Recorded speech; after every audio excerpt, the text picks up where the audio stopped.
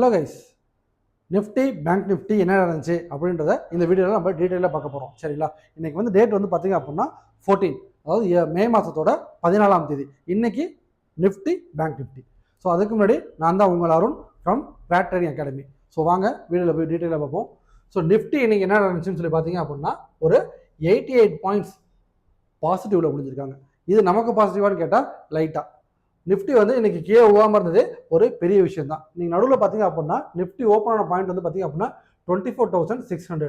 So end of the டே வந்து பார்த்தீங்கன்னா 24,666, அதாவது ஒரு 88 புள்ளி. இன்பிட்வீனில் பாருங்க 24,535 வரைக்கும் கீழே அழுத்திருக்காங்க. அதாவது நேத்திய லோவை கட் பண்ணிட்டு கீழே இறங்கினாங்க.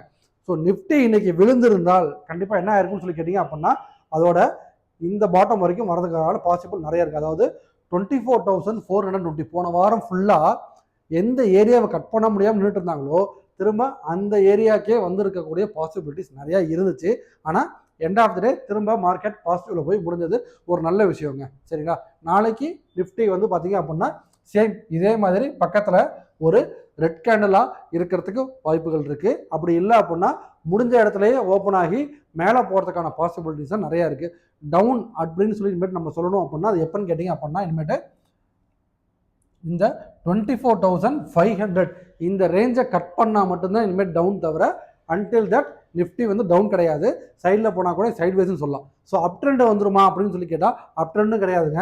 அப் ட்ரெண்ட் இனிமேட்டு எப்போன்னு சொல்லி கேட்டிங்க அப்படின்னா இந்த 24,920 கட் பண்ணால் மட்டும்தான் இனிமேட்டு அப் ரேலி. இதுதான் நிஃப்டியோட ஸ்டேட்டஸ். அடுத்தது வாங்க பேங்க் நிஃப்டியை பார்த்துருவோம். ஸோ பேங்க் நிஃப்டி பார்த்தீங்க அப்படின்னா இன்றைக்கி உண்மையாலுமே வந்து எல்லாத்தையும் பயன்படுத்திட்டாங்க. காலையில் பார்த்தீங்க அப்படின்னா ஓப்பன் ஆனதுலேருந்து பார்த்தீங்க அப்படின்னா கம்ப்ளீட்டாக கீழே வந்து சூப்பராக டவுன் வந்துருந்தான். அதுக்கப்புறம் பார்த்தீங்க அப்படின்னா திரும்பவும் ஒரு 139 பாயிண்ட்ஸோடு முடிச்சிட்டான். ஆனால் நடுவில் பார்த்தீங்க அப்படின்னா மார்னிங் வந்து 55,208 வரைக்கும் போனால் அதுக்கப்புறம் கீழே வந்து பார்த்தீங்கன்னா ஒரு 400 பாயிண்ட்டுக்கு மேலே இறங்கினான். சரிங்களா? 400 பாயிண்ட் இறங்கி முடியும் போது 139 வந்து முடிச்சிட்டான். சரிங்களா? ஸோ பேங்க் நிஃப்டி வந்து பொறுத்த வரைக்கும் பார்த்தீங்க அப்படின்னா இன்னும் நமக்கு அப் ரேலி நிறையாவே இருக்குங்க. ஸோ நிஃப்டி கூட வந்து பார்த்தீங்க அப்படின்னா லாஸ்ட் வீக் போயிட்டு இருந்த எல்லாத்த விட உடச்சிட்டு 24,900 வரைக்கும் போனான். ஆனால் பேங்க் நிஃப்டி இன்னும் அந்த லாஸ்ட் வீக் ஹையை உடைக்கல.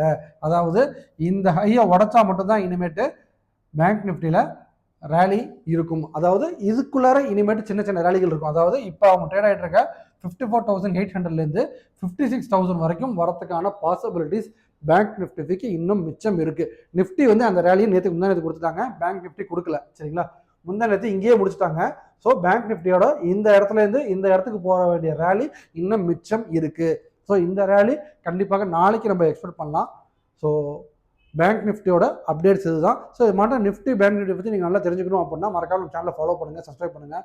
ட்ரேட் பண்ணுற உங்கள் ஃப்ரெண்ட்ஸுக்கு கண்டிப்பாக ஷேர் பண்ணிடுங்க. நான் ட்ரேடிங்கே பண்ணலப்பா இனிமேல் தான் பண்ணலான் இருக்கேன் அப்படின்னா கமெண்ட் செக்ஷனில் லிங்க் இருக்குது. ட்ரேடிங் அக்கௌண்ட் ஓப்பன் பண்ணிட்டு ட்ரேட் பண்ண ஆரம்பிங்க. Tata, bye bye.